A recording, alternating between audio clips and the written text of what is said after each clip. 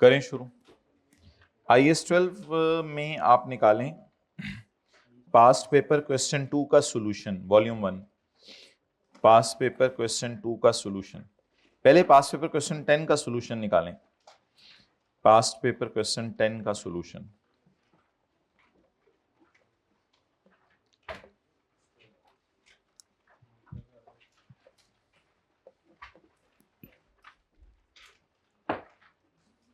जिनके पास बुक्स नहीं है बिल्कुल परेशान नहीं होना, वो सिर्फ तस्वीर खींच लीजिएगा। लेक्चर तो वैसे अपलोड होगा लेकिन बस तस्वीर खींच लीजिएगा ताकि लेक्चर दोबारा खोल के देखना ना पड़े कुछ। पेज 315 आज के नोट्स में लिखा होगा, पेज 315। ओके भाई इधर अटेंटिव हो जरा। ये डिस्क्लोजर बनाना तो हमें आता है, profit before tax, tax rate, कोई नहीं है किताब, नो प्रॉब्लम। बस इधर देखें, tax on above, exempt income, dividend income, tax effect of donation, ये सारा डिस्क्लोजर तो हमें बनाना आता है। ये डिस्क्लोजर होता है रुपीज में, ये डिस्क्लोजर होता है। IS-12 कहता है कि डिस्क्लोजर परसेंटेज में भी बना सकते हैं। IS-12 कहता है डिस्क्लोजर परसेंटेज में भी बना सकते हैं। लिखें इस पेज के ऊपर, वरना अपने रजिस्टर पे लिख लें, बेशक सारे लोग रजिस्टर पे लिख लें। पेज 315 वाला डिस्क्लोजर हम आज परसेंटेज में बनाएंगे। पेज 315 वाला डिस्क्लोजर हम आज परसेंटेज में बनाएंगे।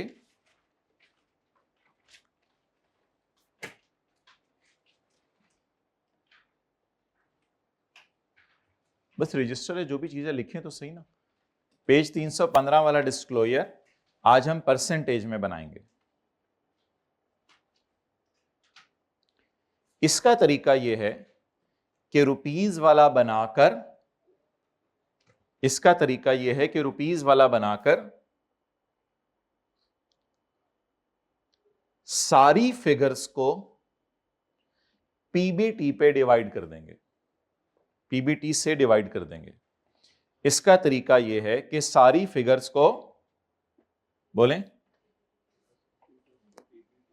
सारी फिगर्स को पीबीटी से डिवाइड कर देंगे। और आखिरी बात लिखें,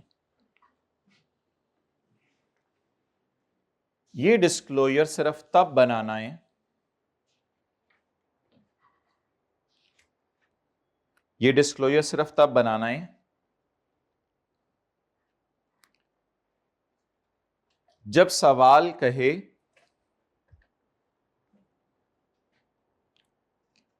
कि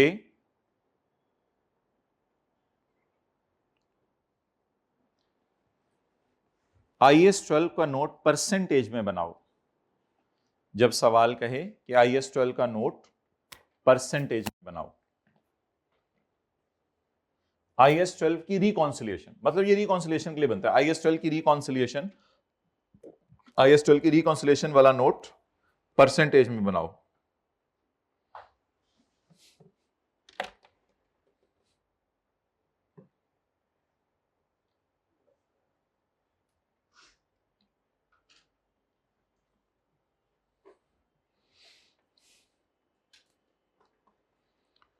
ओके बना दें जी। कैलकुलेटर पकड़ें, कैलकुलेटर पकड़ें। 152 को 508 पे डिवाइड ना कीजिएगा, वो तो 30% ही आ जाएगा। चलें कर लें, सारी फिगर्स को डिवाइड करें 508 पे, सारी फिगर्स को डिवाइड करें 508 पे। जिनके पास किताब नहीं है वो कुछ करे ना, वो बस तस्वीर खींच लीजिएगा। मैं रुपीस की बजाय ये डिस्क्लोजर किस में बनाने लगाऊं? वैसे किताब में इस साइड पे बना हुआ है, लेकिन वो नहीं बनाया, मैं इस साइड पे बना रहा हूं। करें जी, हिम्मत करें। 152.5 डिवाइड बाय 508, 30%। आगे चलें, 0.71%, मतलब ऊपर परसेंटेज में लिख तो दिया है। 1.38, 0.3। जवाब हाँ प्लस में आएगा जी। 28.21। हाथ खड़ा करके मकसद बताएं, 28.21 का कोई मकसद बताएं, शायद क्या क्या पता चला। मतलब ये कि सारे लोग 30% टैक्स दे रहे हैं लेकिन हमारी कंपनी ने 28% टैक्स दिया अल्हम्दुलिल्लाह। सारे लोग कितने परसेंट टैक्स दे रहे हैं पाकिस्तान में, लेकिन हमारी कंपनी ने इफेक्टिवली टैक्स कितना दिया है? वजह क्या बनी है? वैसे मेरे ख्याल से इनकी एग्जाम्प्ट इनकम्स भी हैं, कोई कमीशन इनकम एग्जाम्प्ट है शायद, और इनकी कोई डिविडेंड इनकम भी है, कोई नॉट अलाउड की वजह से भी मसला हुआ है, लेकिन वो मसला शायद इतना बड़ा नहीं था। मतलब देखें ये लेस वाली परसेंटेजेस ज्यादा हैं और ये परसेंटेज कम है। अब मुझे बताएं इससे पता क्या चला, छोटा सा लिख लें, इफेक्टिवली हमने 28% टैक्स दिया है, बस ये मकसद है इसका, इफेक्टिवली हमने 28% टैक्स दिया। वैसे पाकिस्तान में रेट कितना है? 30%। लेकिन अगर हमारी, अच्छा हमारी अगर सारी ही एग्रीकल्चर इनकम होती तो फिर वो 150, इधर देखें, फिर वो शायद 152 होता और पूरे 152 को माइनस करते जवाब 0 आ जाता, फिर हमारा टैक्स कितने परसेंट होता? 0%।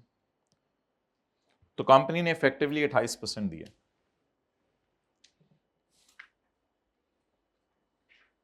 ओके, किसी और सवाल पे ट्राई कर लें और खत्म करें, ये एक छोटा सा कॉन्सेप्ट था। किसी और? नहीं, कभी नहीं पूछा, कभी नहीं पूछा। ये वैसे ही पास ईयर क्वेश्चन 10 में भी हमने डाला हुआ है, उसने पूछा नहीं, इसलिए मैंने सारी बातों के जवाब ना आपको लिखवा दिए हैं। आपका सवाल अपनी जगह है, बहुत उसने नहीं पूछा कभी। पास पेपर क्वेश्चन 6 किधर है? 6 का सॉल्यूशन बनाएं जी। जिनके पास किताब है वहीं जाके बना दें, जिनके पास किताब नहीं है वो बस ऐसे ज़बानी बना लें। आज के नोट्स में लिखा होगा पेज 307 बस। मतलब ये कि सवाल, अच्छा हाँ, हमारे पास इसका कोई हल नहीं है, हम मजबूर होंगे, हम पहले रुपीज में रफ वर्किंग में बनाया करेंगे।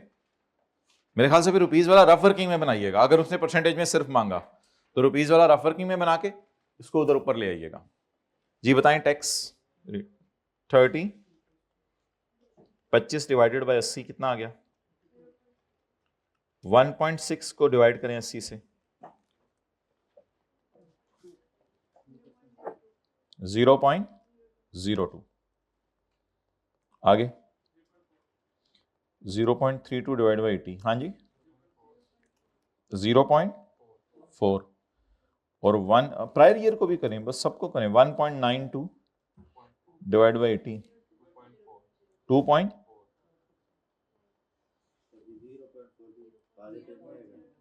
0 पॉइंट कहाँ पे? 0.024, और ये 0 पॉइंट प्लस। जी जवाब? नहीं, टोटल जवाब।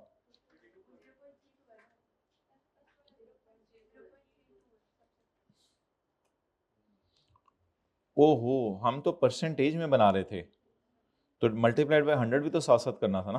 पिछले में मल्टीप्लाइड बाय 100 भी तो किया हमने साथ साथ, तो आप लोग नीचे मुझे, मतलब मल्टीप्लाइड बाय 100 तो साथ करना ही है ना, मल्टीप्लाइड बाय 100 मल्टीप्लाइड बाय 100 दोबारा बनवाएं।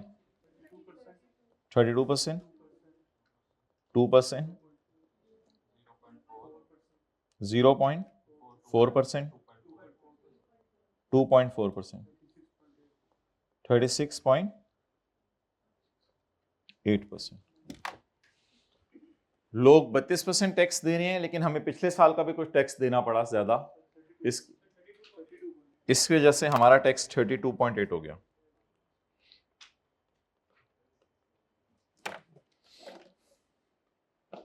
ओके, अब इसी सवाल पे रहे आप, और एक और काम आज करना है। अगला काम लिखें, हम डेफर टैक्स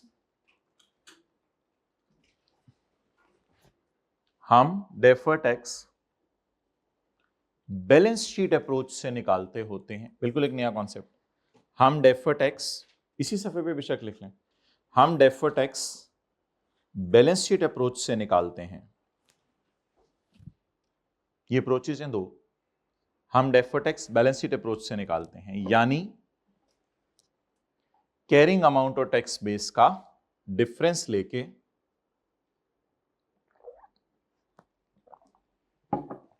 यानी कैरिंग अमाउंट और टैक्स बेस का डिफरेंस लेकर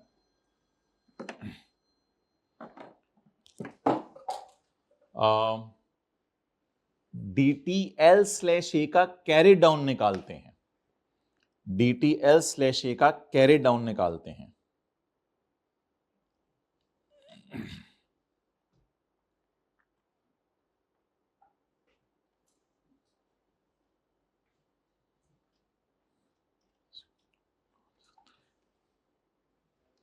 लेकिन एक शॉर्टकट तरीका भी है,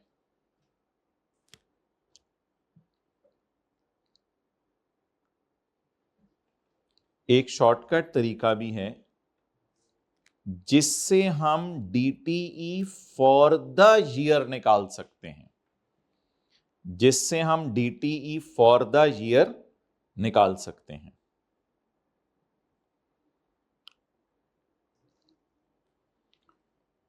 जिससे हम DTE for the year, carry down नहीं निकलेगा फिर इससे, जिससे हम DTE फॉर द ईयर निकाल सकते हैं। इसके लिए हमें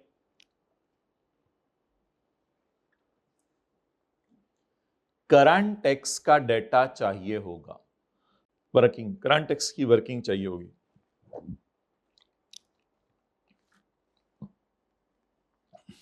इसके लिए हमें करंट टैक्स की वर्किंग चाहिए होगी। अच्छा, अभी एक दो लाइन छोड़ दें कि ये तरीका हम कब यूज करेंगे, वो भी मैं आपको बता देता हूं। ये तरीका बड़ा आसान है।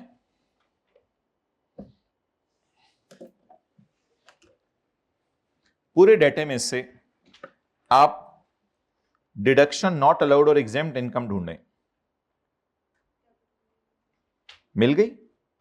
ये एग्जेम्प्ट इनकम है। डिडक्शन नॉट अलाउड ढूंढें, पेनल्टी फॉर नॉन कंप्लायंस। मतलब सवाल नहीं पढ़ा है ना आपने, सवाल पढ़ा होता तो फिर तो आपने फौरन बता देना था। ये कौन सा ढूंढना मुश्किल है। पेनल्टी ढूंढी और एग्जेम्प्ट इनकम ढूंढी।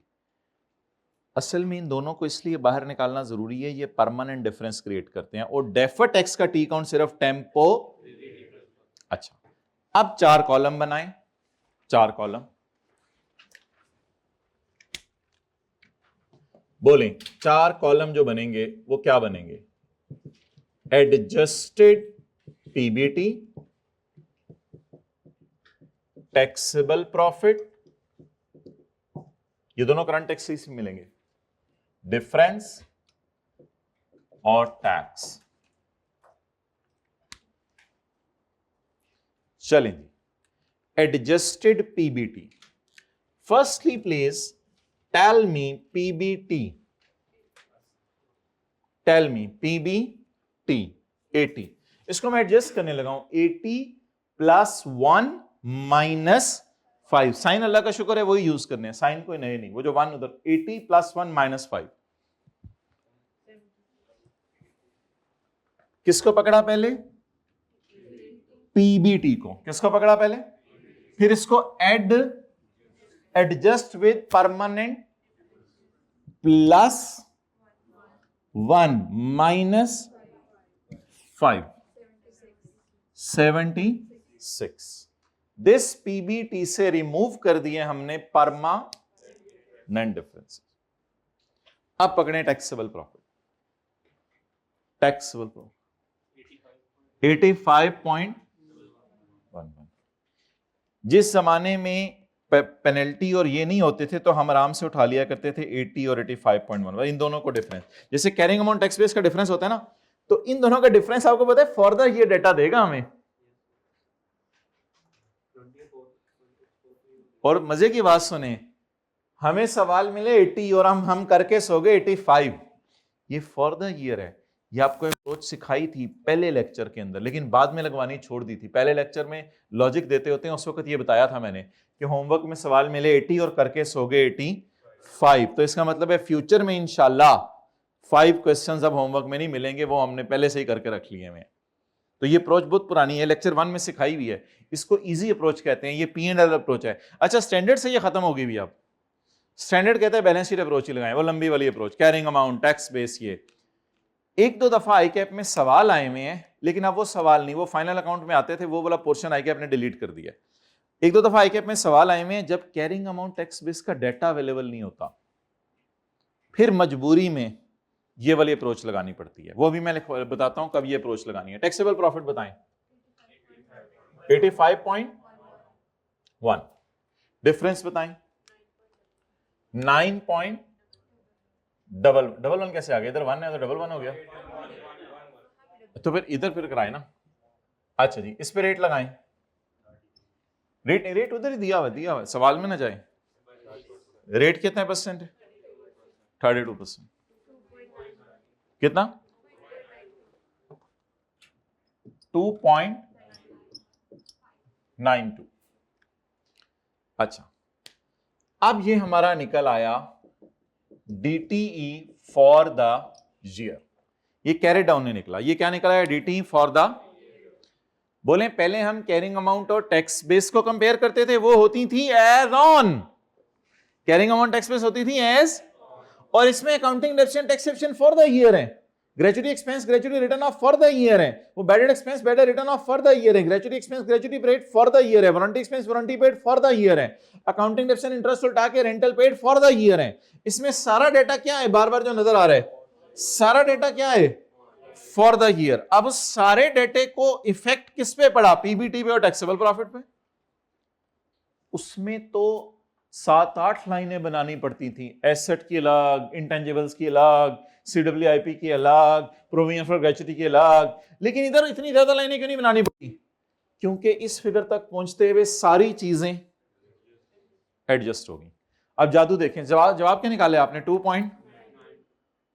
हम जरा देखते हैं हमने कैसे 2.92 निकाला था।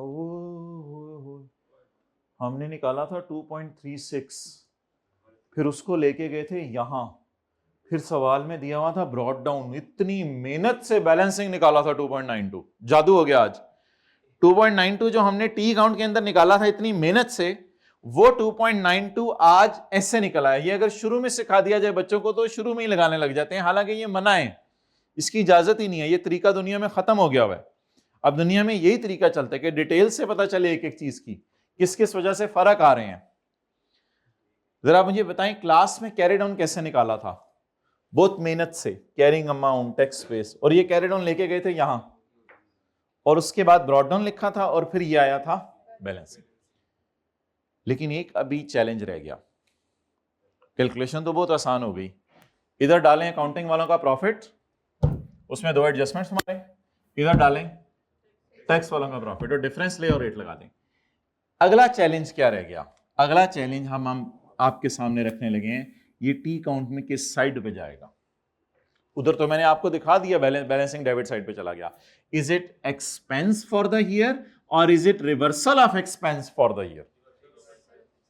इसका अब हल बता दें, वो जो बचपन में बताया था। इसको आप इसको छोड़ें, इसकी आप जर्नल एंट्री करते हैं। जर्नल एंट्री, कितने सवाल होमवर्क में मिले, कितने करके सो गया? 85 करके सो गया। इसका मतलब है इंशाल्लाह फ्यूचर में सेविंग होगी। फ्यूचर में क्या होगी? और अगर सवाल मिलते होमवर्क में 76 और करके सोता 72, तो फिर कितने सवाल होमवर्क में और फ्यूचर में करने पड़ते? तो मैं लायबल फील करता। क्या फील करता? अभी आप बताएं, आप एंटाइटल्ड फील कर रहे हैं, लायबल फील कर रहे हैं? 76 काम आपको मिले, आपने 85 कर दी, आप क्या फील करें? तो मेरे ख्याल से फिर एसेट बना लें इसको, क्योंकि आप क्या फील कर रहे हैं? एंटाइटल्ड। तो एसेट बना लें, और फिर जाहिर बात है फिर डीटी डेबिट होगा तो डीटी। सर ऐसा भी तो हो सकता है पेपर में डेफर्ड टैक्स लायबिलिटी अकाउंट हो, तो स्लैश डाल के इधर लायबिलिटी लिख दीजिएगा, एसेट क्लास को काट दीजिएगा, मुझे क्या, वो लायबिलिटी अकाउंट हो एसेट अकाउंट हो, हमें उससे क्या है? सवाल में ऑलरेडी लायबिलिटी अकाउंट भी हो सकता है। तो बस सोचना यह है कि ये एसेट बन रहा है या लायबिलिटी। क्या ये एसेट बन रहा है? जी बिल्कुल। लायबिलिटी कब बनेगा? अगर सवाल मिले 70,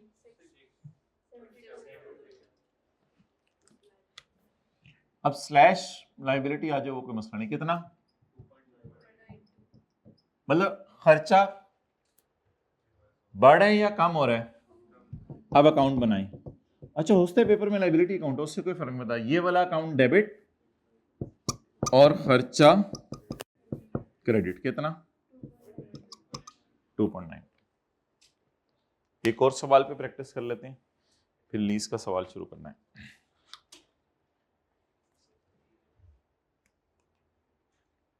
पहले ये भी देख लेते हैं ये अप्रोच लगानी कब है।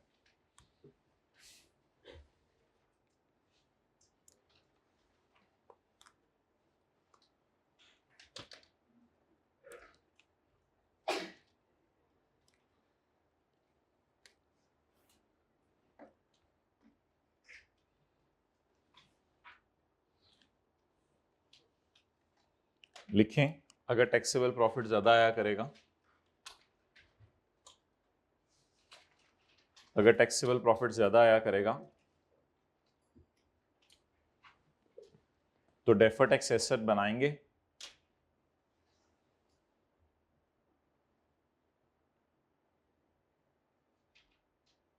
तो डेफर्ड टैक्स एसेट बनाएंगे। अब एंट्री बता दें डेफर्ड टैक्स एसेट बनाने की। एसेट डेबिट, तो खुशी क्रेडिट। खुशी या खर्चा कम हो रहा है? एक ही बात है, एक ही बात है, खर्चा कम हो रहा है या खुशी, मतलब ये एंट्री किया करेंगे। और अगर रिवर्स सीन हो जाता तो डीटी डेबिट डीटीएल क्रेडिट। उसका भी कुछ सवाल देख लेते हैं।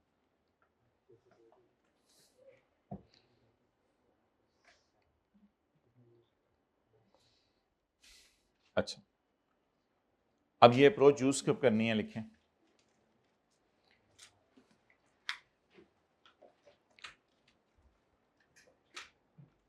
ये शॉर्टकट अप्रोच तब लगानी है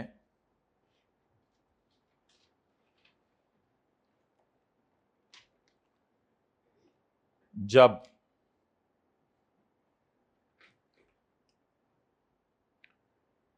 कैरिंग अमाउंट और टैक्स बेस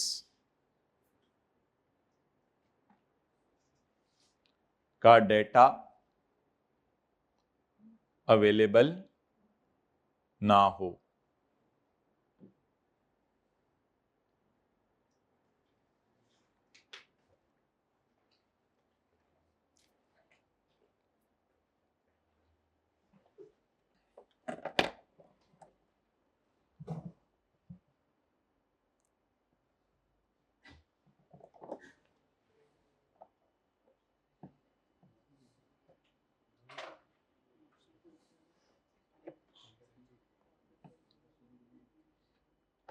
ओके, निकालें पास पेपर क्वेश्चन नंबर 2।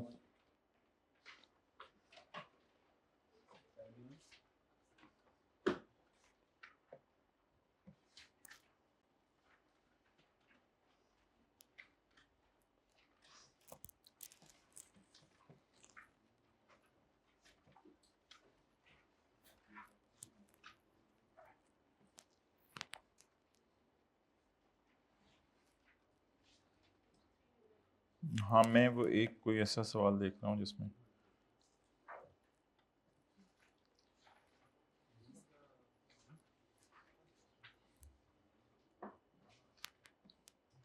ठीक है, चलें इसी में पहला साल कर दें।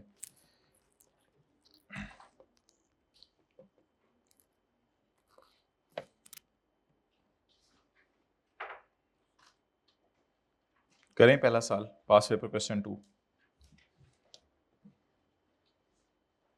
45 आज की नोट्स में लिखा होगा, पेज 300 वर्किंग 1 से, और 30.75। कोई है एग्जाम्प्ट इनकम या? हाँ, एग्जाम्प्ट इनकम कैपिटल गेन है, लेकिन वो इस साल नहीं है। वो कब है? अगले साल है, 2010 में।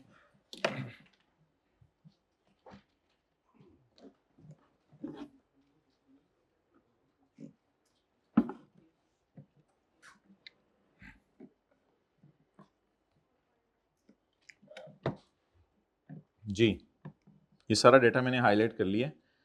2010 की वर्किंग भी कर लेते हैं और 2011 की भी। जी, एडजस्टेड पीबीटी, एडजस्टमेंट कोई है ही नहीं, 45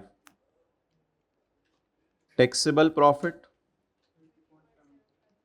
30.75 डिफरेंस 14.25 और टैक्स 4.99 या 98 जितना भी 2011 adjusted PBT what is PBT make an adjustment of 6 वही करने जो इधर माइनस साइन है तो माइनस साइन ही लगाने 54 टैक्सेबल प्रॉफिट 58.5 डिफरेंस 4.5 नहीं नेगेटिव पॉजिटिव को छोड़ें 1 पॉइंट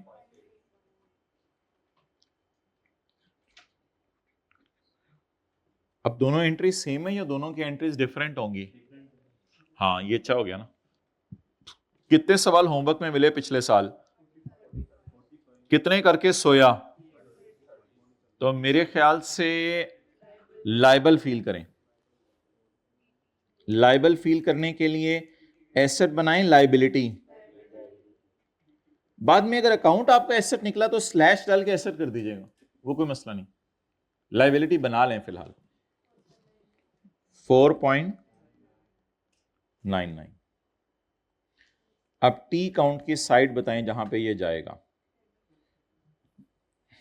डेबिट साइड पे जाएगा, क्रेडिट पे जाएगा। DT debit, DT L credit. आगे चलें। कितने सवाल होमवर्क में मिले? कितने करके सोया? तो क्या फील करूं? एसेट बनाऊं 1.58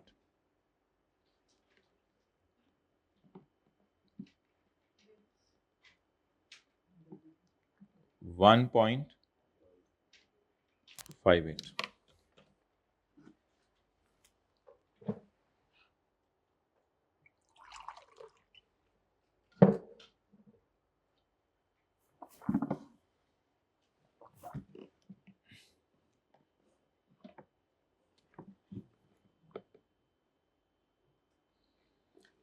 अच्छा एक दो सवाल ऐसे भी थे जिसमें लिखा हुआ था opening WDV exceeded the tax WDV, opening WDV of accounting exceed the tax WDV। तब तो मिसिंग नहीं है ना कैरिंग अमाउंट, तब तो कैरिंग अमाउंट का डाटा अवेलेबल है। मतलब सारे ही सवाल हमारे ऐसे थे जिसमें खींच तान के हम कैरिंग अमाउंट टैक्स बेस का डाटा निकाल ही लेते थे। हाँ कई सवाल ऐसे भी आते थे जिसमें कैरिंग अमाउंट टैक्स बेस का डाटा अवेलेबल नहीं होता था, लेकिन पीपी का पिछले साल का DTL अवेलेबल होता था। उससे रिवर्स वर्किंग करके हम पिछले साल का TTD निकालते थे और कहते थे carrying amount exceed the tax base by इतने। पहली कोशिश यही करनी है कि सारी मेहनत करके आपने हाँ कैरिंग अमाउंट टैक्स बेस का डाटा निकालें। वैसे इधर भी एक सवाल है पास्ट पेपर का, मैंने आपको करवाया नहीं हुआ और मेरा नहीं ख्याल मैं वो होमवर्क में भी दूंगा, लेकिन वैसे आपको जरा दिखा देता हूं ये सवाल पास्ट पेपर का। क्वेश्चन नंबर 7 देखें, इसमें अकाउंटिंग वालों की डिफिशन दी, इधर देखें अकाउंटिंग वालों की डिफिशन दी हुई है और टैक्स वालों की डिफिशन दी हुई है बस। बाकी लीज वगैरह का कैरिंग अमाउंट टैक्स बेस का डाटा अवेलेबल है, लीज वगैरह का कैरिंग अमाउंट टैक्स बेस का डाटा अवेलेबल है और R&D का भी कैरिंग अमाउंट टैक्स बेस का डाटा अवेलेबल है, सब कुछ अवेलेबल है। लेकिन सॉल्यूशन देखिए हमने अजीब तरीके से किया होगा। क्वेश्चन 7 का सॉल्यूशन बड़े अजीब तरीके से किया हुआ है। किसी ने को हाथ तो नहीं डाला था सवाल पे कभी जिंदगी में? एक दफा ऑनलाइन वाले बच्चे ने कहा था कि मैंने सवाल गलती से कर लिया था शुरू। ये देखें क्वेश्चन नंबर 7। अब इसमें ये देखें अकाउंटिंग वालों का डिफिशन 10 है, टैक्स वालों का डिफिशन 7 है और ये क्या है? कैलकुलेशन ऑफ, बताएं बताएं बताएं सवाल में हमने क्या किया हुआ है? बोले calculation of DTE for the year. और कैसे निकाला हुआ है बताएं? ये 50 आ गया और ये क्या आ गया 52.45। 50 होमवर्क में मिले, कितने करके सो गया? तो क्या फील करें? एंटाइटल्ड फील करें।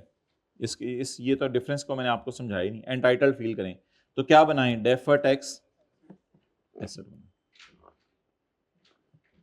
तो ये सवाल करें ना, लेकिन एक दफा नजर मार लें, लिखें। पास पेपर क्वेश्चन 7 में ओन्ड एसेट का कैरिंग अमाउंट टैक्स बेस का डाटा नहीं है, और निकाल भी नहीं सकते। क्यों नहीं निकाल सकते बताएं?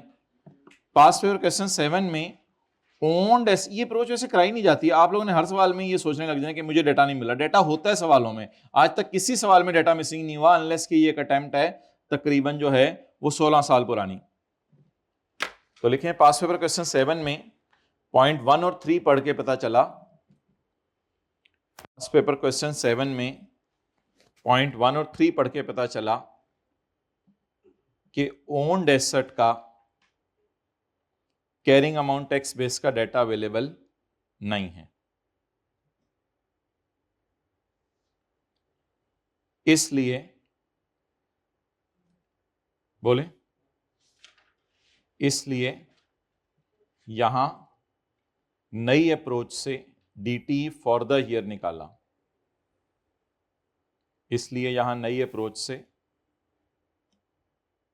डीटी फॉर द ईयर निकाला।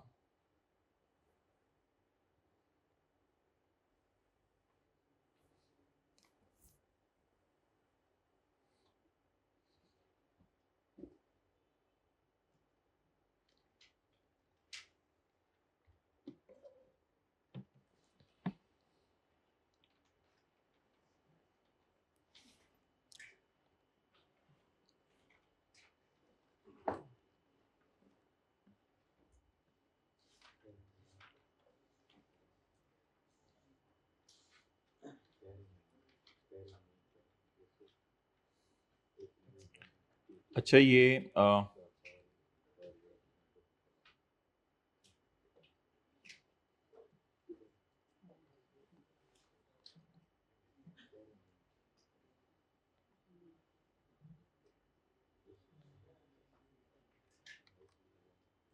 देख लें थोड़ा सा। क्या एक ही फाइल दोबारा आ गई? ठीक। अब पता नहीं, इससे तो कोई स्टूडेंट्स को तो फायदा होता नहीं, पता नहीं कहते हैं कि बताएं हमें। अब इससे क्या फायदा होगा आपको?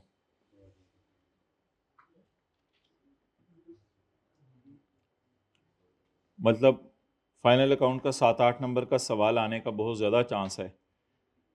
2 अटेम्प्ट से नहीं आया, 6 नंबर का सवाल आया था, उससे पहले 18 नंबर का अकाउंट लिमिटेड वाला सवाल आया था। फिर वो तो छोटे छोटे 6-7 नंबर के सवाल आ रहे हैं, वो आपके सामने हैं। फिर इस अटेम्प्ट में कंसोलिडेशन का सवाल आया 17 नंबर का, पिछले अटेम्प्ट में 19 नंबर का, 17 नंबर का। लेकिन ये 10 नंबर का सवाल आया था IAS 28 का थ्योरी वाला, आपको याद होगा।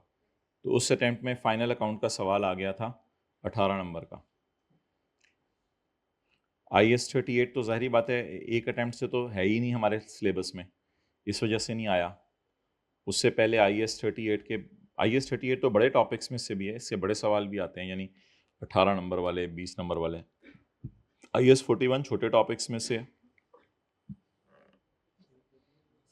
IFRS 9 तो उसका बहुत मनपसंद है।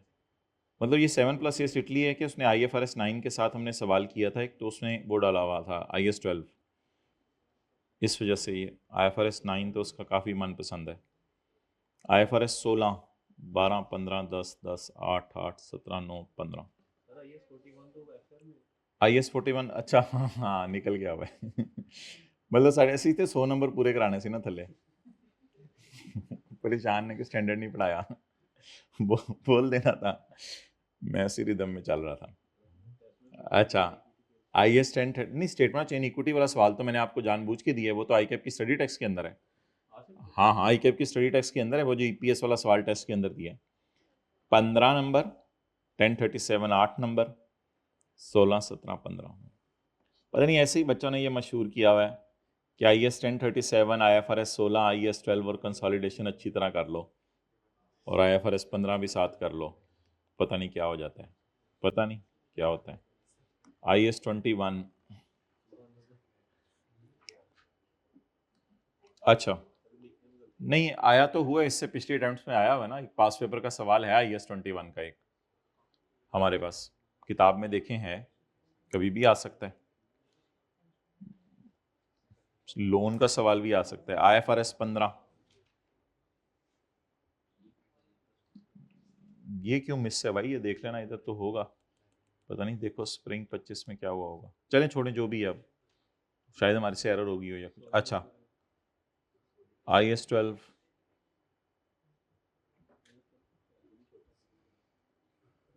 छोटा आया भाई, अच्छा IFRS 8 ये भी जरा देखना पड़ेगा, ये 4 नंबर का क्या था, ये तो कुछ और ही होगा फिर, सीन किसी और सवाल के साथ मर्ज होके ना आया हो। चलें छोड़ें, छोटी मोटी चीज़ें इग्नोर करें, इसमें मैं देख के सही करा दूंगा लेकिन फ़ायदा कोई नहीं होना हमें, मतलब हमारा जो ऑब्जेक्टिव था वो तो अचीव हो गया ना। IFRS 8 एथिक्स, एथिक्स का सवाल आता है 7-8 नंबर का, कभी भी आ सकता है, कुछ अटेम्प्ट से MC। हाँ एथिक्स का नहीं, देखो नो पास्ट पेपर है एथिक्स के, लेकिन अब वो इतने पुराने हो गए, मैं क्या करूं, उससे पिछली अटेम्प्ट्स के अंदर है ना, नो तो 10 पास पेपर्स हैं एथिक्स के, तो मतलब ये ऐसी पता नहीं लोगों ने बात बनाई हुई है कि IFRS 16, IFRS 15, 1037 और जो है वो IAS 12 कर लो और कंसोलिडेशन तो पेपर पा, पता नहीं ऐसी बात बनाई हुई है। बहरहाल सेलेक्टिव स्टडी नहीं होनी चाहिए, तो बहुत रिस्की हो जाता है, फाइनल अकाउंट्स में से कोई बड़ा सवाल आ गया तो क्या करेंगे, बाकी MCQs देखने का क्या फ़ायदा है। अच्छा मतलब grid A, grid B, grid C के अंदर क्या है, तो वैसे ही अभी भी किसी स्टूडेंट ने पूछा था, तो ये सारा जो प्रेजेंटेशन वगैरह IAS की, ICAP की स्टडी टेक्स्ट में उसका जो मर्जी पेज नंबर है, ये ग्रिड A है, ग्रिड B में एसेट्स वाले स्टैंडर्ड हैं और बाकी सारे स्टैंडर्ड एसेट्स के अलावा वाले उसने ग्रिड C में डाले हुए हैं। बहरहाल इसमें टेस्टिंग लेवल भी हैं, कुछ में सवाल हाई हो सकता है, कुछ में कुछ हो सकता है, तो अभी उस बहस में तो हमें जाने की ज़रूरत नहीं है। Financial statements and their analysis, इसके अंदर ये फाइनल अकाउंट डाला हुआ है, एसोसिएट्स डाला हुआ है, और वो एक प्रेजेंटेशन है, बेसिक एंड डाइल्यूटेड EPS भी असल में इसमें डाल दिया है। अब बेसिक एंड डाइल्यूटेड EPS भी इसमें है, अंडरस्टैंड द लोकल रिक्वायरमेंट्स, वो जो कंपनी लॉ हमने पढ़ा है, तो बेसिकली अब ये 20 से 30 नंबर का जो सवाल है कंसोलिडेशन, फाइनल अकाउंट और EPS से मिला के, मतलब इनमें से कवर करेगा। बाकी 35 से 45 नंबर का सवाल जो है वो accounting for essential financial transactions, ethics and sustainability, वहाँ से आएगा। वो वाला ग्रेड छोड़ दें, अब ये वाला ग्रेड ज़रा अपडेटेड है, वो जो मैंने उधर बनाया था अभी छोड़ें। इसमें क्या है, इसमें IAS 12 है और IFRS 15 है और साथ जो है वो IAS 38 है, और उसके बाद ये क्या है, एथिक्स है और ESG।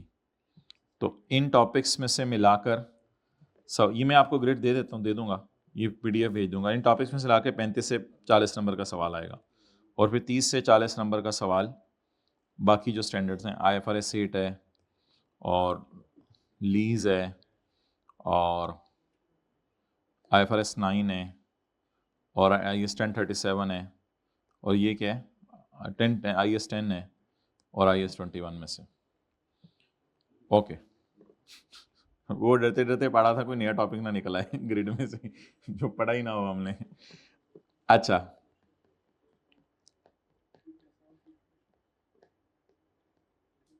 पेपर पूरा दिखा दें एक कैसा होता है, हर सवाल को बस नए सफ़े पे करना होता है। Answer all 9 question, answer in black pen only, use the first page of the answer script to answer the MCQs। अच्छा अब तो बबल शीट होती है, पुरानी बातें होगी। मार्किंग स्कीम, बैलेंस शीट के 3 नंबर हैं, P&L के 5 नंबर हैं किसी सवाल में, फाइनल अकाउंट में ऑथराइज शेयर कैपिटल के नोट का 1 नंबर है, इशूड सब्सक्राइब शेयर के कैपिटल के 3 नंबर हैं, रिजर्व्स का नोट बनाने के 2 नंबर हैं, ROULL निकालने का 2.5 नंबर है, लीज कमेंसमेंट की एंट्री करने का 2.5 नंबर है, डेप्रिसिएशन की एंट्री करने के 2 नंबर हैं, इंटरेस्ट की एंट्री करने के 2 नंबर हैं, unwinding of interest on decommissioning का 1 नंबर है। टैक्सेशन का नोट बनाने का 1.5 नंबर है, रिकॉन्सिलिएशन का 3.5 नंबर है, करंट टैक्स निकालने के 9 नंबर हैं, करंट टैक्स निकालने के 9 नंबर हैं। और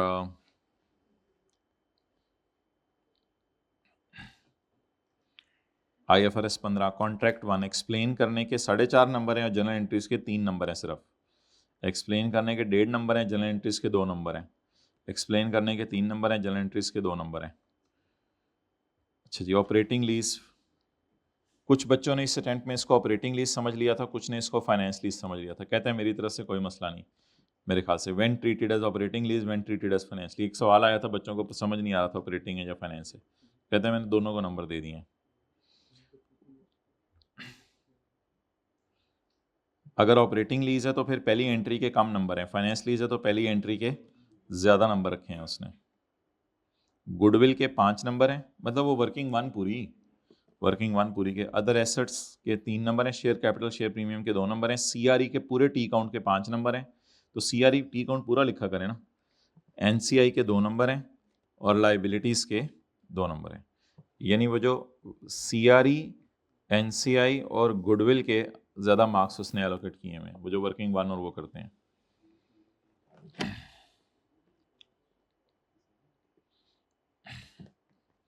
एग्जामिनर कमेंट्स, क्वेश्चन 1 में 49%, 2 में 3 में 5, क्वेश्चन 5 में 17% लोग पास हुए हैं। Question 5. The question was surprisingly challenging for many despite its conceptual. It was often attempted at the end of exam why a number of technical errors were noted. Examinees saplings wrongly recorded biological acid under IS 41 rather than bearer plants. IS 41 का कोई सवाल है, उसके जो है वो 17% बच्चे पास हुए हैं और 15% बच्चे पास हुए हैं क्वेश्चन 1 में और 3 में। Question 3. Approximately 41% did not secure the marks in the question, while further 21% obtained only 1 mark. Many appeared unfamiliar with the conceptual requirements and surprised the accounting for investment in associate was being examined for the first time in discussion based. ये जो आया था सवाल theory वाला IS 28 का first time discussion based सवाल आया। Examiners were unaware that 3 alternative approaches available for accounting in investment. नहीं, ये वो IFRS 9 वाला सवाल है। IFRS 9 का जो सवाल आया था आखिरी वाला, जिसके अंदर 3 अप्रोचेज हैं। इन्वेस्टमेंट इन शेयर्स अपनी किताबों में कॉस्ट मेथड पे भी रख सकते हैं, इक्विटी मेथड पे भी रख सकते हैं और IFRS 9 के मुताबिक भी रख सकते हैं। और क्वेश्चन 1 में 21 मार्क्स आए हैं। एग्जामिनर स्कोर्ड 0 और just 1 marks in this question even though a similar question had already been examined in previous, indicating that examiner did not agree. A common error observed was mixing of measurement models of beer। ओहो, ये तो IS 41 है। IS 41 फारग था, इन्होंने पहले ही बच्चों से इधर अटैम्प्ट नहीं हो रहा था, डाल के उधर डाल दिया इन्होंने। 14% marks, question 8. Question 8. It appears that examiners were unprepared for this topic and were caught off guard by the inclusion of this question. It was often attempted last and the entire cost of imported machinery was translated at exchange rate of 68. The effect of assets and liabilities were, however, corresponding impact. ये कौन सा सवाल है? DTL was incorporated at it rather than reducing the existing balance by 28. The majority of examinees did not prepare note to the financial statements. चलें ये देख लेंगे। बहरहाल जनरल कमेंट्स उसके, the passing rate was 45, closely aligning with the previous result. This rate exceeds the rolling average recent sessions, reflecting the recent policy change allowing only students who have. The quality of responses varied widely, while several examinees achieved scores in the 80s and 90s. ये 1980 और 90 की बात नहीं हो रही, नंबरों की बात हो रही है। Selective study was apparent, with only 14% of examinees passing question 8. Examinees should remember that building a well-rounded grasp of syllabus is essential for better overall performance. The overall percentage of 42% remained broadly inconsistent with both the previous session's result of 43 and a lack of adequate practice was evident across many areas. Workings were often disorganized or incomplete, making it difficult to trace the basis of calculation and thereby limiting the scope for awarding. इसके समझने के लिए भी अंग्रेजी समझनी, for awarding partial marks. Many borderline examinees who narrowly missed the passing marks might have secured a pass had their answers been better structured. कहते हैं मतलब वो पासिंग मार्क्स ले ही सकते थे क्योंकि उन्होंने वर्किंग्स तो की हुई थी, लेकिन वो मुझे उस वर्किंग से फिगर नहीं मिल रही थी। यानी वर्किंग करके साइड पे रख के कहते हैं लबो figure, with a clear trail of workings and with a clear trail of working and calculation कहता है मुझे दे दो, तो मेरी तरफ से तो कोई मसला ही नहीं, मुझे फिगर्स आपके मिल जाए तो मैं तो आपको पास करने के लिए बैठा हूँ। तो मॉरल ऑफ द स्टोरी ये है कि रेफरेंसेस ज़रूर देने हैं। There was considerable disparity in the quality of responses. Several examinees performed exceptionally, achieving marks in 80s, 90s. Copy paste हो गया। A notable proportion failed to secure any marks in certain questions. Specifically, 42% in question 2, 26 in 0 marks आए हैं. Despite hundreds achieving full marks on the same question. Hundreds of students ने पूरे marks भी लिए हैं questions में. These outcomes reflect the risk of selective study and overall reliance on the past papers. मतलब past paper के अलावा जो सारे कॉन्सेप्ट हैं वो भी कवर करने। Examiners are strongly encouraged to adopt a more holistic preparation approach, ensuring full syllabus coverage. तो बस full syllabus coverage होनी चाहिए, वर्किंग के रेफरेंसेस होने चाहिए और सेलेक्टिव स्टडी नहीं होनी चाहिए। तो ये 3 बातें अपने स्टेटस पे लगा लीजिएगा, फुल सिलेबस कवरेज होनी चाहिए और सेलेक्टिव स्टडी नहीं होनी चाहिए और वर्किंग के रेफरेंसेस होने चाहिए। फिर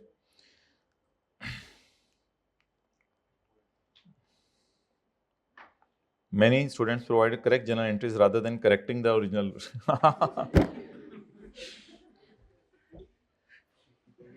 Original entries कर रहे मांगी हुई थी rectifying. Errors also arose from combining multiple adjustments into a single compound entry.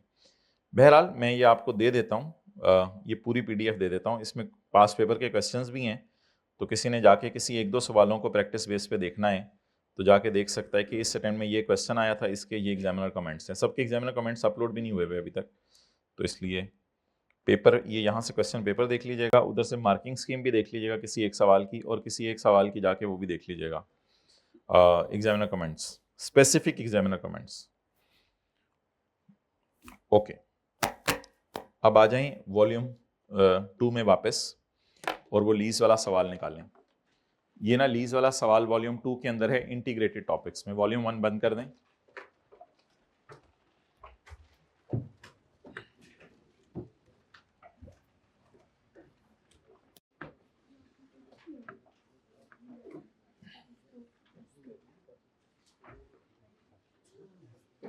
आज तसल्ली से जाके कल वाले 4 सफ़े रिवाइज करने हैं जो आप लोगों को दिए थे, और नोट्स ऑन अकाउंटिंग पॉलिसीज़ को पढ़ना है। और फिर कोई अगर सवाल आ गया तो फिर उस सवाल को नोट्स की फॉर्म में सॉल्व करके सॉल्यूशन PDF फॉर्म में ग्रुप में भेजना है।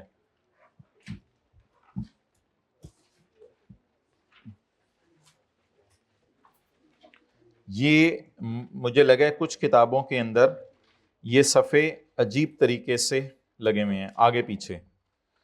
अब अगर ये सफ़े अजीब तरीके से आगे पीछे लगे हुए हैं तो अब आप थोड़ी सी मेहनत करके ढूंढ लें।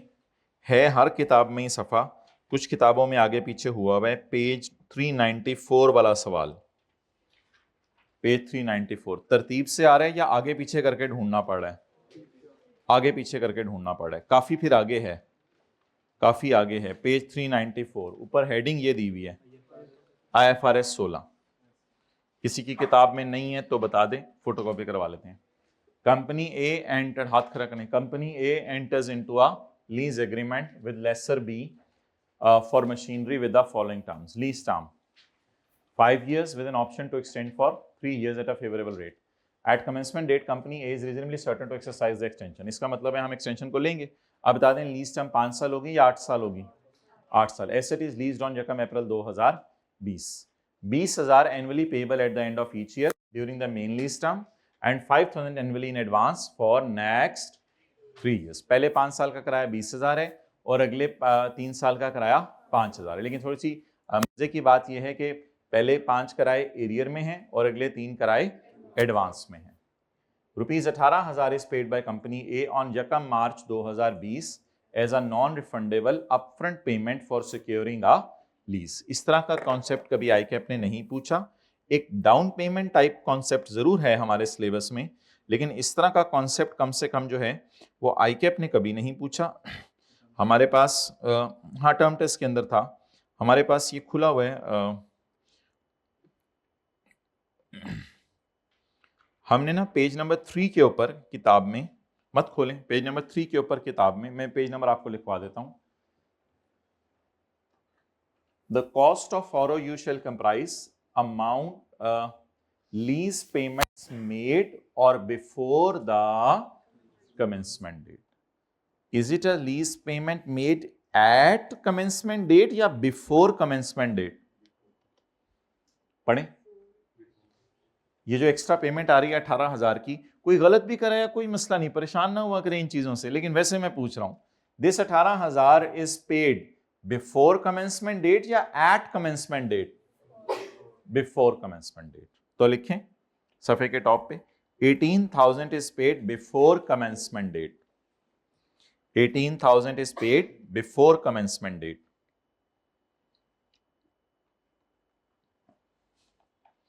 So as per page 2 volume 1,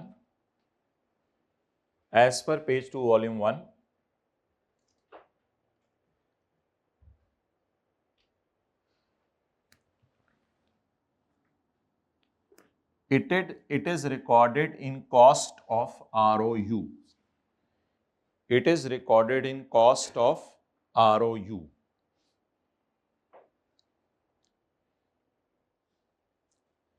इसको डाल दें कॉस्ट ऑफ ROU में, बारो बार भी लिख लें, इसको बारो बार डाल दें कॉस्ट ऑफ ROU में।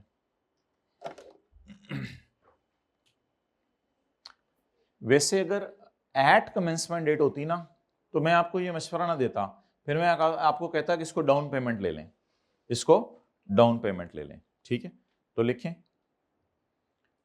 अगर ये पेमेंट 1 अप्रैल को होती तो फिर तो हम इसको डाउन पेमेंट में डाल देते और बस नॉर्मल तरीके से चलते।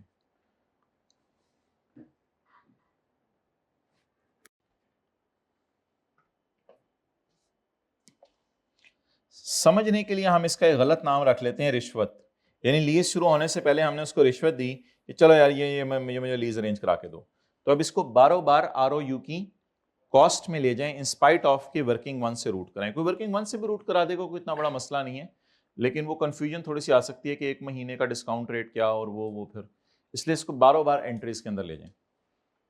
वैसे स्टैंडर्ड की टेक्निकल लैंग्वेज सुन लें MCQ के एतबार से। स्टैंडर्ड ने पता क्या हुक्म दिया हुआ है, डाउन पेमेंट को भी और पहले एडवांस किराए को भी और बिफोर कमेंसमेंट वाली सारी पेमेंट्स को डायरेक्ट ROU में डाला करो, क्योंकि ये लायबिलिटी नहीं होती वरना। लेकिन हमारे लिए न्यूमेरिकल संभालने मुश्किल हो जाने हैं। खुदा के लिए स्टैंडर्ड की थ्योरी को थोड़ा अलग रखें और न्यूमेरिकल को अलग रखें। थ्योरी की हद तक मैंने आपको क्या बताया है कि जो पेमेंट ऑन 1 अप्रैल हो और या बिफोर 1 अप्रैल हो उसको डाल दें ROU की कॉस्ट में, थ्योरी की हद तक। न्यूमेरिकल की हद तक मैंने आपको क्या बताया है कि अगर कोई पेमेंट 1 अप्रैल को है, अगर कोई पेमेंट 1 अप्रैल तो उसको वर्किंग वन में लाएं डाउन पेमेंट के तौर पे, और अगर वो 1 अप्रैल से भी पहले है तो क्या करें, उसको बारों बार जर्नल एंट्रीज में ले जाएं। तो इसको बारों बार जर्नल एंट्रीज में ले जाएंगे ROU की कॉस्ट के अंदर। Lessor B provide the lease incentive of 10 to company A to encourage signing the lease on 5 March. ये जो लीज इंसेंटिव है, लीज इंसेंटिव ये आपको IDC का नहीं मिला। लीज इंसेंटिव का मतलब मैंने ये नहीं कहा था कि लीज इंसेंटिव को हमेशा ही ये ट्रीटमेंट करना है।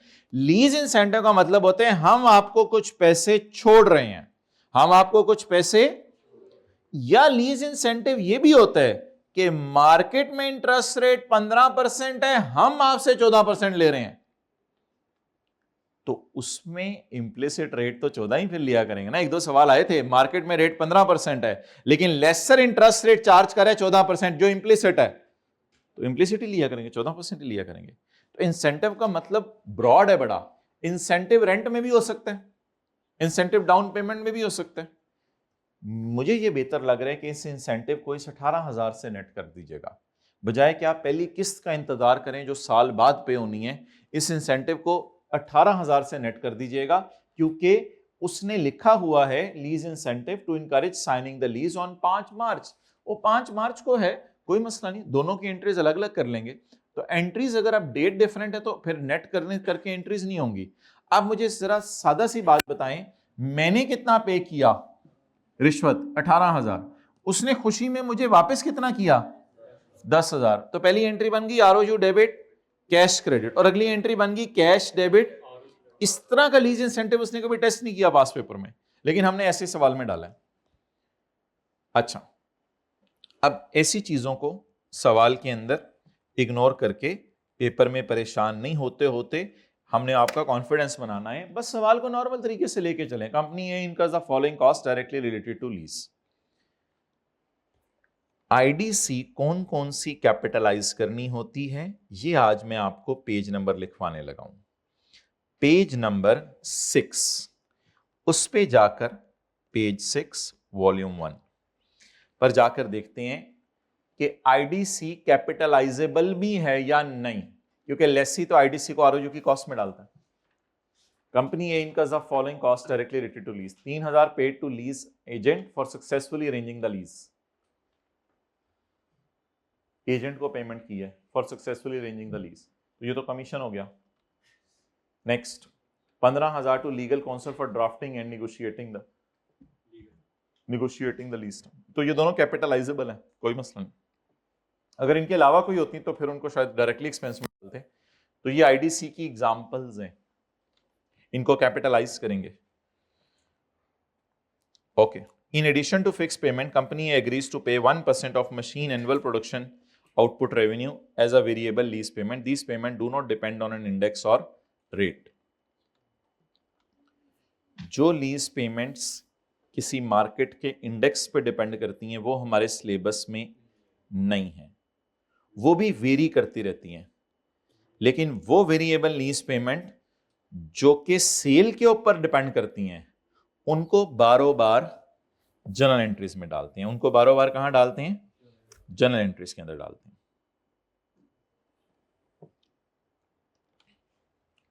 पेज 5 के ऊपर ये कॉन्सेप्ट है। पेज 5 पे देखते हैं जी कॉन्सेप्ट के। बताएं जी, वेरिएबल लीज पेमेंट अगर डिपेंड कर रही है इंडेक्स के ऊपर तो ये हमारे सिलेबस में, लेकिन थ्योरी की हद तक याद रखें it is a part of LP. ये एलपी में डाला जाता है, वर्किंग वन में, वहां से रूट होता है। हमारे सिलेबस में नहीं है लेकिन वर्किंग वन एलपी में है, लेकिन थ्योरी की हद तक पता होना चाहिए। अगली बात, if payment do not depend on index, इसकी मिसाल दें। If payment do not depend on index and which is variable depending upon sale. Lessor ने लेसी को कहा कि जितनी सेल ज्यादा हुई उतना ज्यादा तुमने मुझे जो है वो 1% यानी सेल का 1% तुमने देना है। तो इसका मतलब है do not depend on index, so it is not a part of lease payment but it is taken to, और इसका न्यूमेरिकल भी आएगा जो आगे है, ये इसको डायरेक्ट P&L में लेके जाना है। जीआरवी, लेसी ने कहा हुआ है कि जीआरवी 5,000 की गारंटीड है at the end of lease term, और बाय थर्ड पार्टी 3,000 की गारंटीड है by non related third party. Residual value at the end of lease term is 4,500 estimated by lessee and 12,000 is estimated by lessor. Okay, क्योंकि सवाल में implicit rate given है इसलिए हम incremental borrowing rate नहीं ढूंढेंगे, और अगर इंप्लिसिट रेट गिवन हो तो फिर भी इंक्रीमेंटल बोरोइंग रेट लेसी ने यूज नहीं करना। लेकिन अगर सवाल कह दे कि इंप्लिसिट रेट अवेलेबल है और इंक्रीमेंटल बोरोइंग भी अवेलेबल है, फिर भी इंप्लिसिट यूज कीजिएगा। लेकिन अगर सवाल कह दे कि इंप्लिसिट रेट भी दे रहा हूं और इंक्रीमेंटल भी दे रहा हूं, लेकिन कह दें इंप्लिसिट रेट लेसी को पता नहीं, सिर्फ इस सूरत में गुंजाइश होगी इंक्रीमेंटल बोरोइंग रेट यूज करने की। ओके, लेसी ने गारंटी की है 5,000, लेसी की गारंटी है 5,000। थर्ड पार्टी की गारंटी लेसी के सवाल में नहीं आएगी, वो लेसी के सवाल में नहीं आएगी। ये तो लेसर को गारंटी की है ना किसी ने, तो ये भी देखते हैं, जो लेसर की साइड पे आऊंगा तब डिस्कशन करते हैं। Residual value at the end of lease term is 4,500 estimated by lessee. अभी लेसर का एस्टिमेट ना देखें, अब बताएं लेसी ने कितनी रेजिडुअल वैल्यू एस्टिमेट की? 40, और एंड पे वापस कितने का एसेट करके जाएगा? वादा कितना किया है? वादा वादा 5,000, उल्टा बोले हमने, वादा कितना किया है? और एंड पे एसेट कितने वाला वापस करके जाएगा? 4500। एक होती थी 9 बजे वाली, एक 10 बजे वाली, या 8 बजे वाली और 9 बजे वाली? 9 बजे और 10 बजे वाली। 9 बजे एग्रीमेंट में क्या लिख के गया है कि मैं तुम्हें कितने वाली चीज वापस करके जाऊंगा, लेकिन 10 बजे घर जाके क्या सोचा है कि मैं कितने वाली चीज वापस करूंगा? तो फिर तो शॉर्टफॉल पे करना पड़ेगा। वादा 5,000 का था, दे के 4500 जाएंगे। सो व्हाट इज द, नहीं यूजीआरबी तो नहीं ना, यूजीआरबी का लफ्ज तो सिर्फ लेसर के सवाल के लिए है। इसका लफ्ज मैं आपको बताता हूं क्या है। नाउ एलपी विल, अब एक टेक्निकल बात भी सुने आज, एलपी विल नॉट इंक्लूड 18,000, क्योंकि 18,000 इज एलपी में टेक्निकली क्या जाना है, एलपी के अंदर जाते हैं डाउन पेमेंट्स भी नहीं जाती हैं एलपी में। एलपी में हमारे जाते हैं रेंटल्स, जो कि एडवांस में पे हुआ है वो भी नहीं जाता। एलपी असल में क्या चीज है ये भी आज सुन लें। थ्योरी की हद तक एक बात कर रहा हूं। एलपी ये होती है कि a lessee shall measure lease liability at PV of lease payments that are not paid at that date। असल में एलपी की डेफिनेशन में जो ऐसे कराए हैं जो कि आपने एडवांस में पे कर दिए हैं या उससे पहले पे कर दिए हैं, वो एलपी की डेफिनेशन में नहीं जाते। वो थ्योरेटिकली स्पीकिंग बारों बार जर्नल एंट्रीज में जाते हैं। अच्छा, अब लेसी एलपी में क्या लेगा? For lessee the LP is amount expected to be payable by lessee. जो लेसी ने अमाउंट क्या है? एक्सपेक्टेड टू बी पेड है। अब एक्सपेक्टेड टू बी पेड कितनी है? 5,000 या 4500 या 500? 500, क्योंकि वादा कितने का किया है? 5,000। चलें वर्किंग 1 खोलें।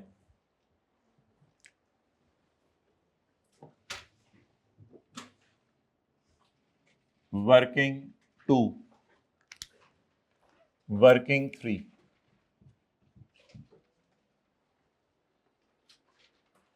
अच्छा, वर्किंग 3 में कॉस्ट ऑफ आरओयू, इसमें आएगी हमारी PV of LP, PV of LP. इसमें आप डाल दें पेमेंट बिफोर यकम अप्रैल, पेमेंट बिफोर यकम अप्रैल। बारों बार जर्नल एंट्रीज में चली गई। कितनी? 18,000।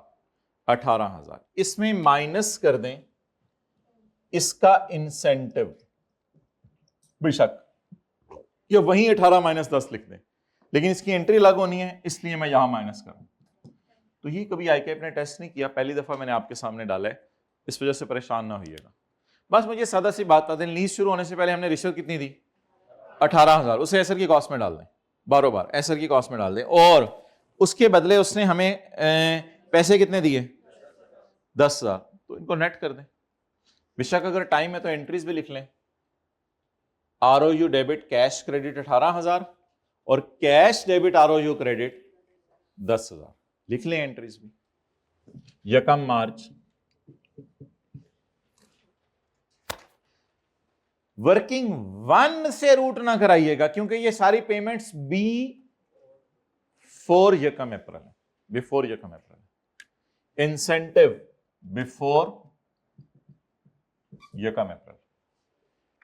बिफोर यकम अप्रैल वाले को डायरेक्ट बाहर ले आए। जी बताएं, आरओयू डेबिट कितना? 18।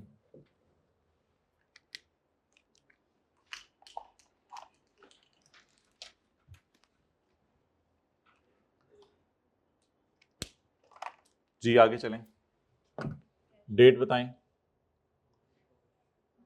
5 मार्च। आज पहली दफा लीज इंसेंटिव हम कैश में रिसीव कर रहे हैं, वरना अक्सर हम नेट ही कर देते होते थे। देखो डेट्स का डिफरेंस है, cash debit.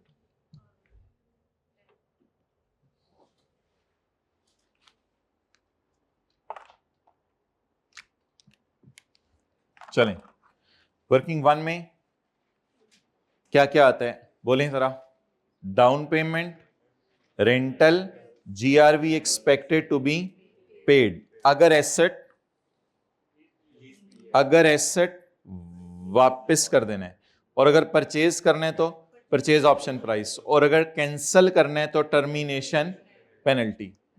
Down payment, rental, GRV expected to B,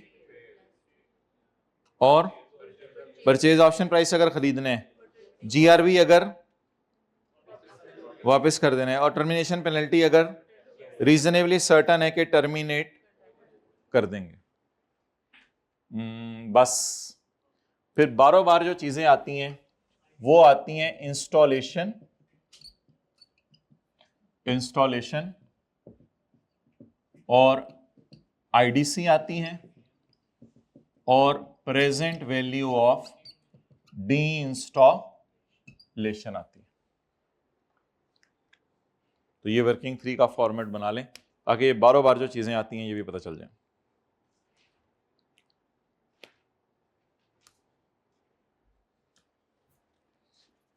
चलें, LP, what is down payment? 0। Rental 20,000 ज़रब 5 जमा 5,000 इंटू जमा GRV expected to be paid कितना? 500। इसका इज इक्वल टू ना करें, इसके इज इक्वल टू का कोई फायदा नहीं, लेकिन जीआई का इज इक्वल टू किया करें। जीआई के इज इक्वल टू का ये फायदा होता है कि जीआई और एनआई का डिफरेंस आना इंटरेस्ट होता है, इसके टोटल ना करें पेपर में। और बेशक डायरेक्ट पीवी निकाल लिया करें, आज के बाद इजाजत दे रहा हूं, बेशक डायरेक्ट पीवी निकाल दिया करें, लेकिन मैं यहां इसलिए लेके आया हूं कि आपको याद रहे कि ये फिगर्स हैं क्या। बेशक लिख लिया करें, लेकिन टोटल इज इक्वल टू करने की जरूरत नहीं, इस इज इक्वल टू का फायदा कोई नहीं, इस इज इक्वल टू ने कहीं नहीं जाना, तो no need of is equal to.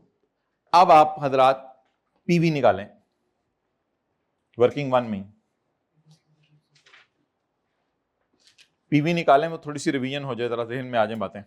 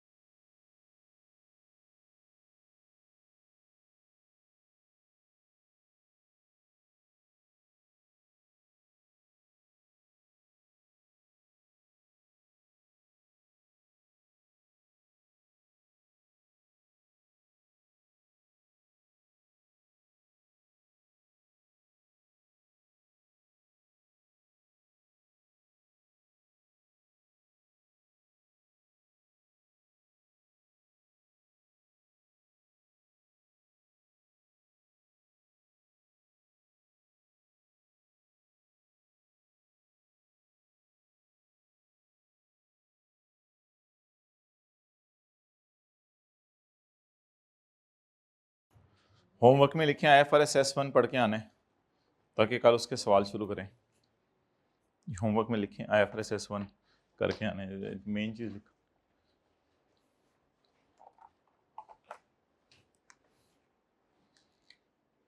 Okay, अब आज करने वाली तो ज़्यादा चीज़ें नहीं है, उन्हीं 4 सफ़ों को हमने रिवाइज किया था, उनके डिस्क्लोजर बार बार पढ़ लीजिएगा, उसका सवाल दिया होगा वो कर लीजिएगा। इस सवाल को करने की ज़रूरत नहीं, बस समझ लिए, एक दफ़ा सवाल रीड कर लीजिएगा। हाँ जी, PV 20,000 एडवांस में, एरियर में, फिर इसको आराम से कर लें। 1 - 1.11 raise to power minus divided by 0.11, एक ये हो गया जमा। अच्छा, अब अगर आपका दिल चाहता है ना कि एडवांस को आप, मुझे डेट्स बताएं।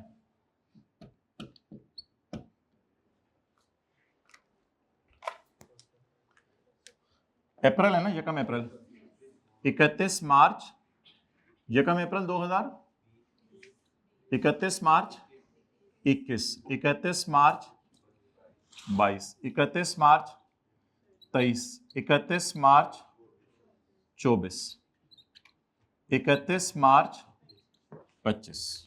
जी बताएं। 20, ये किन चक्करों में पड़ गया हम? ओहो, चले ठीक है, जाने दें, जाने दें, इसको कर लेंगे फिर 18,000 10,000, खाली इसी का मसला है ना, जाने दें, बहुत ज़्यादा वो पॉइंट्स में चला जाना है। अच्छा, 20,000, 20,000, 20,000, 20,000, 20,000, ये 5 हो गए। अब 3 और डालने हैं, 5,000, 5,000, 5,000, लेकिन इनकी डेट बड़ी इंपॉर्टेंट है, ये एडवांस में है तो बिल्कुल अगले दिन की डेट डाल दें। यकम अप्रैल 25, यकम अप्रैल 26 और यकम अप्रैल।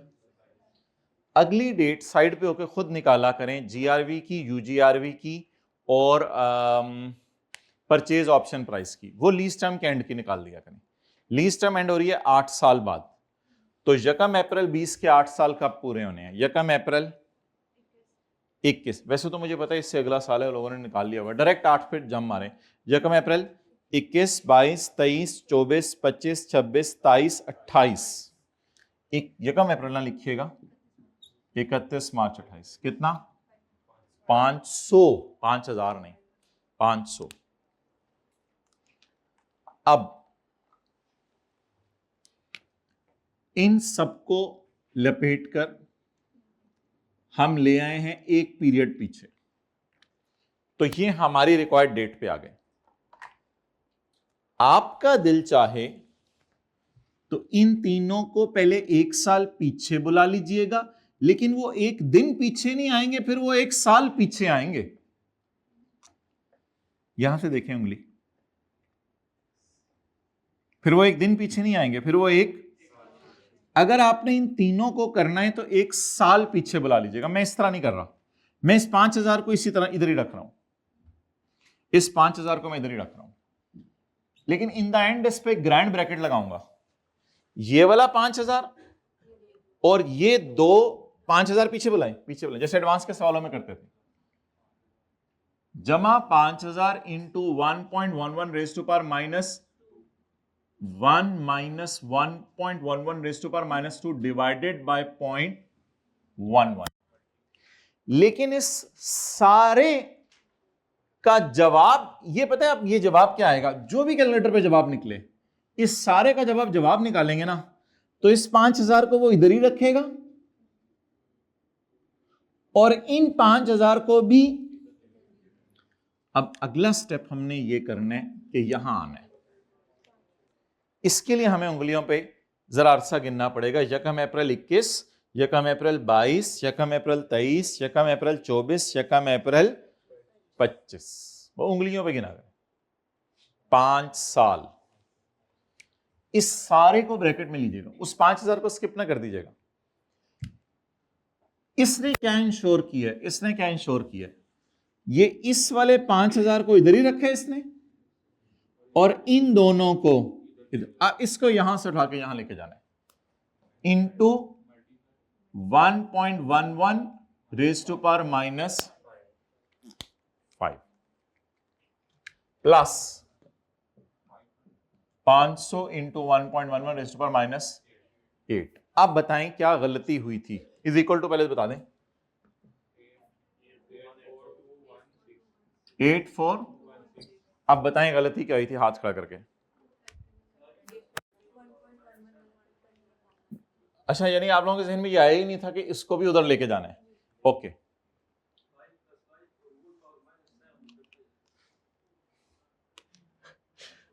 अच्छा, अगर रेज टू पावर माइनस 7 करना था ना, फिर इनको मैनुअली पीछे बुला लेना था।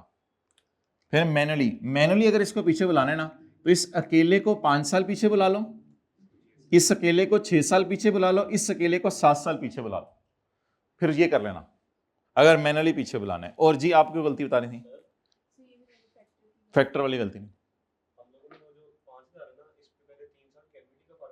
अच्छा, फिर मैं बताता हूं, अगर आप लोगों ने इन तीनों 5000 को बुलाया था तो ये एक दिन पीछे नहीं आए होंगे, ये इधर आ गए थे।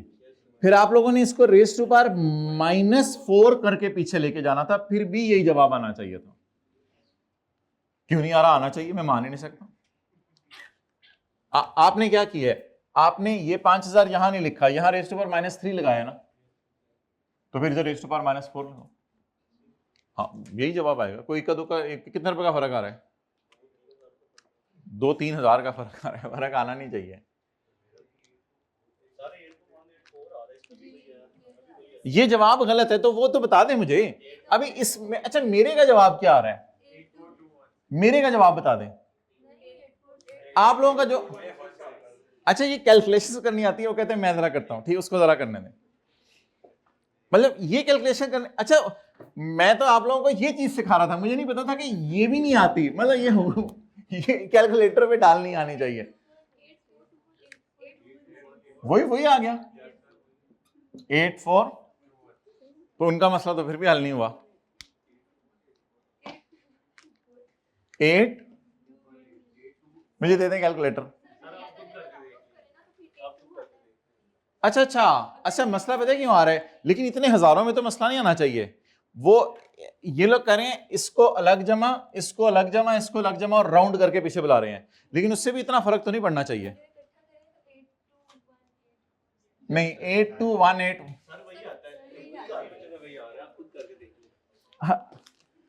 अच्छा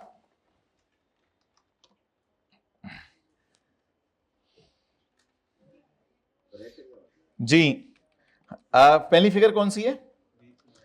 20,000, दूसरी, तीसरी, 20, चौथी, पांचवी, फिर अगली। नहीं, इसमें डालनी पड़ेगी ना, इसमें तो इधर ही डालनी पड़ेगी फिर जमा।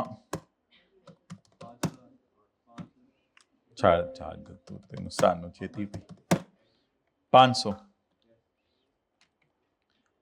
Is equal to net present value, bracket में कह रहे हैं रेट क्या है? 11%,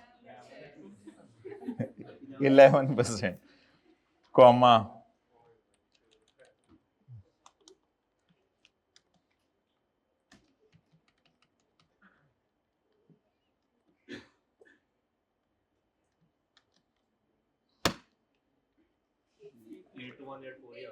82184। अब मैं क्या करूं, मुझे नहीं समझ आ रहा कहां पे।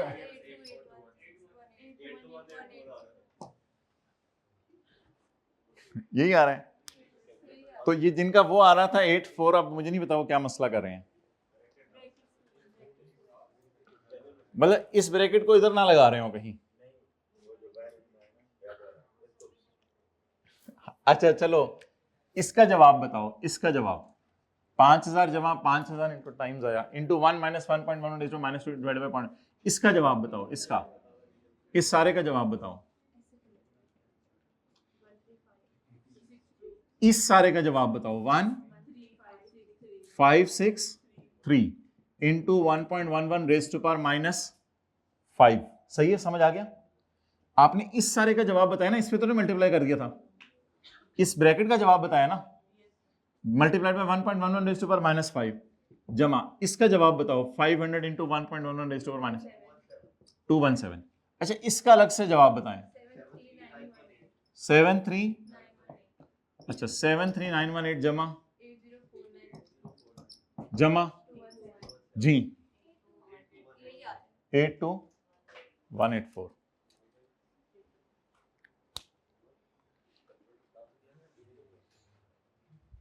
Okay leave it is a पेटी इशू। अब एंट्री करवाएं, इसको कर दें 18,000। अच्छा कैलकुलेटर्स पे जो भी जवाब आ रहे हैं उसको दोस्त से समझ लीजिएगा। ये बात समझ आ गई कि इनको डिस्काउंट कैसे करना है, ये बस समझ आना मकसूद था जी। 82184 आईडीसी।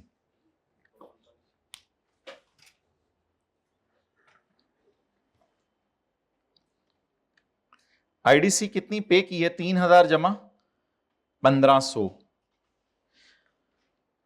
अगर लिखा होता हाउएवर लेसर हैज रीइंबर्स 100 रुपया, ऐसा भी लिखा होता है however as an incentive for entering into lease. सुने इधर, वो हो जाएगा, कैलकुलेटर्स यूज कर लेना, छोड़ो अभी। लेसी ने आईडीसी पे की 3,000 और 1,500, टोटल होगी 4,500। However lessor as an incentive to entering into lease reimburse 100 रुपया। तो फिर लेसर की आईडीसी 100 लेनी है और लेसी की 4,400। Listen again, what is lessee IDC right now? But अगर फुल स्टॉप के आगे लिखा होता however the lessor as a lease incentive has reimbursed IDC of 100 रुपया, तो फिर 4,500 माइनस 100 4,400। लेकिन राइट नाउ कितनी लेंगे? 4,500 जी। 3,000 जमा 1,500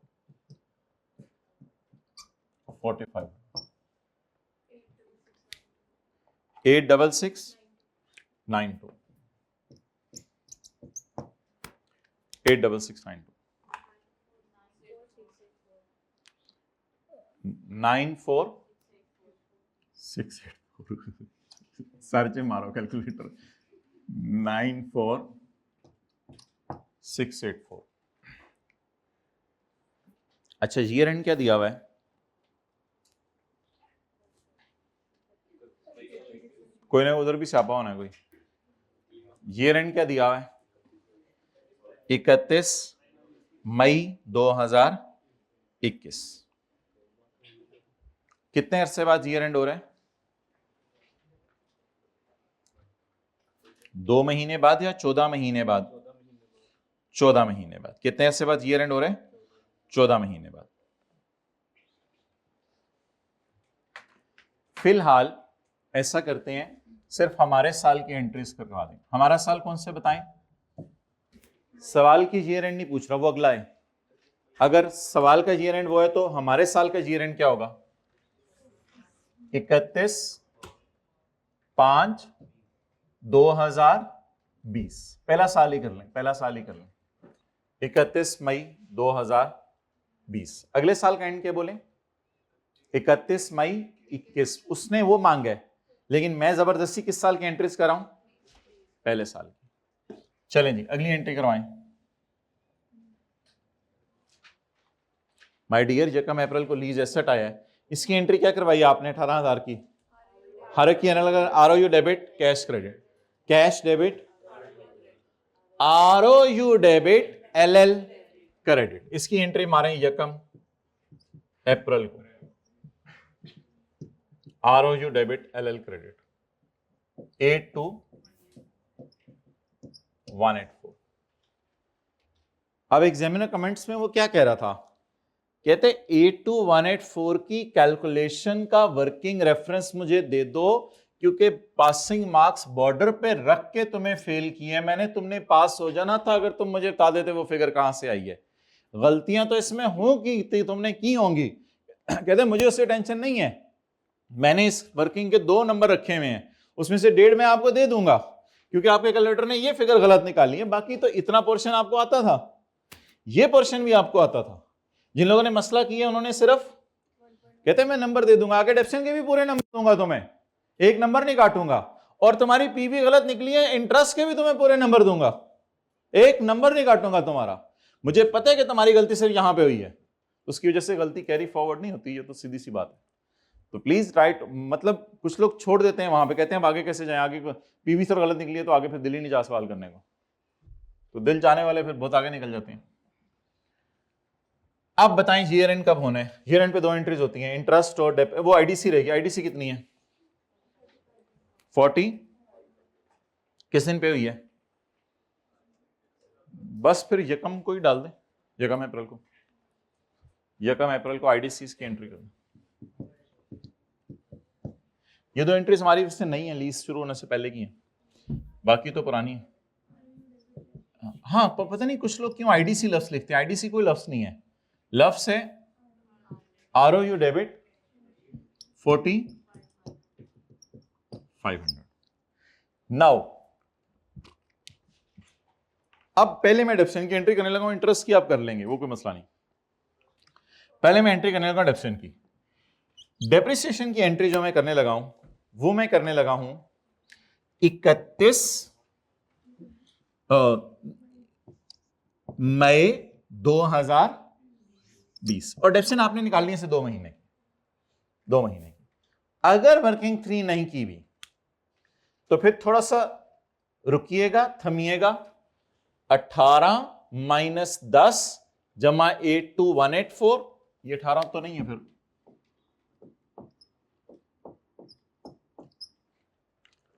18,000 जमा 10,000 जमा 821, सॉरी 18,000 माइनस 10,000 जमा 82184 जमा 4094, इसलिए वर्किंग 3 हम कहते थे इंपॉर्टेंट है। 94684 इनटू और डिवाइडेड बाय 8। नहीं, आपने ये कुछ सवालों में आईकैप करता है, कुछ में नहीं करता, ये माइनस कर दिया करें पूरा 500, इसकी पीवी नहीं। कुछ सवालों में आईकैप करता है, कुछ में नहीं करता। लेसी के सवालों में डेप्रिसिएशन निकालते हुए हम क्या माइनस करने लगे हैं? GRV यानी residual value expected to be. ये कोई इतना इंपॉर्टेंट नहीं है, इसको हाइलाइटर से हाईलाइट कर लें, अनइंपॉर्टेंट होने की वजह से। अजीब चीज, मतलब अनइंपॉर्टेंट होने की वजह से हाईलाइट करा लें, मेरे तो समझ नहीं आ रही गल, बस इसको अनइंपॉर्टेंट होने की वजह से हाईलाइट कर लें। ये क्या है? GRV expected to be paid. इन चीजों के नंबर नहीं होते। अभी शायद 1-2 अटेम्प्ट पहले भी आई कि अपने इसको माइनस नहीं किया हुआ था, उससे पहले माइनस किया हुआ था। इन चक्रों में ना पढ़े। इनटू 2/12 फिगर में 6-7 लोग बता दिया करें, अब तो मुझे डाउट ही होने लगे हैं। 1962 डेप्रिसिएशन डेबिट, अकोमोडेशन क्रेडिट।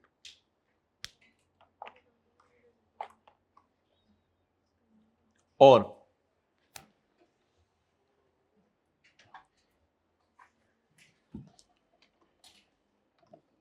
हाँ बस कर रहा हूं, वो देख लें, इंटरेस्ट की एंट्री करवा दें, और एक छोटी सी डिस्कशन 1-2 मिनट में खत्म। किधर है वो समरी, किधर है?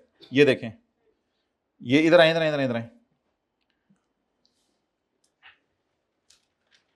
डाउन पेमेंट सवाल में नहीं थी, अब समरी देखनी पड़ेगी आप लोगों को। डाउन पेमेंट सवाल में, रेंटल सवाल में थे, GRV expected to be paid सवाल में, इसलिए इनको हमने रूट कराया वर्किंग 102 से।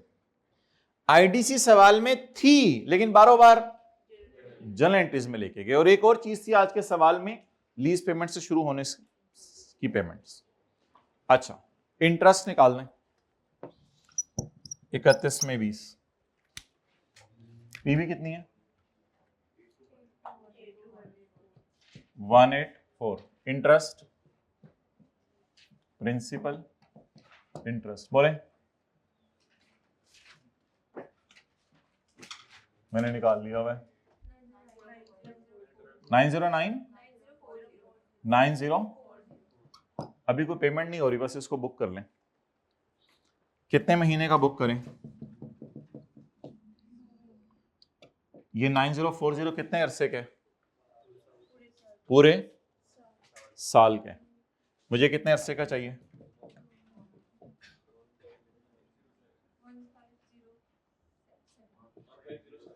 1507। हाँ, ठीक है जी, जाएं। एक छोटी सी बात सुन लें, अभी मशीन की सेल पता चल गई है जिसके 1% वेरिएबल देने, या मशीन की सेल 12 महीने बाद पता चलेगी? तो उस पर कल बात कर लेंगे। फिलहाल हमारे साल की एंट्रीज काफी हैं इतनी।